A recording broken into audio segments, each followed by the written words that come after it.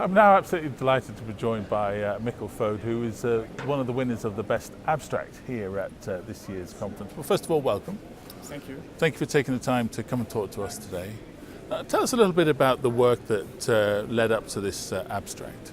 So this abstract is kind of a simple questionnaire-based study, and I feel like sometimes the simple way is maybe the best way to look at things. There's a lot of controversy about return to baseline erectile function after radical prostatectomies.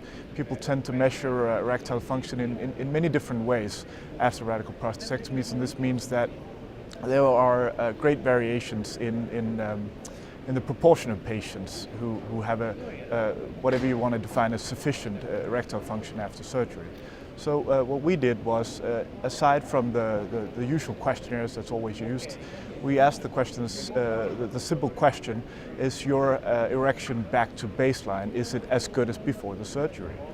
And what we found was that when we asked men in this simple way, the number dropped dramatically. When looking at the traditional questionnaires, it was about 23% of the patients were back to baseline, so to say.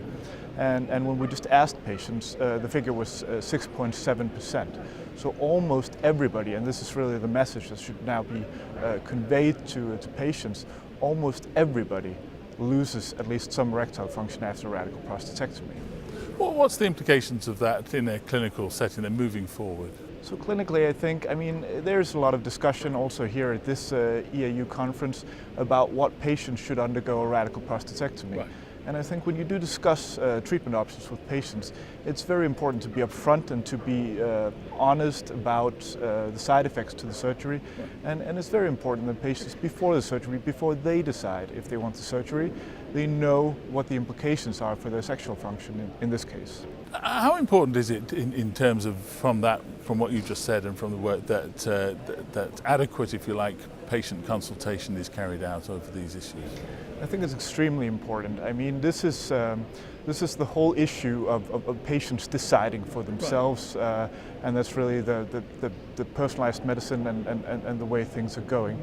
It's also very important because after the surgery, erectile function should be dealt with, sexual function should be dealt with systematically. And I mean, when we're honest about it and when we're realistic about how bad the function is in most patients, it's going to lead the way to better treatments afterwards, I think.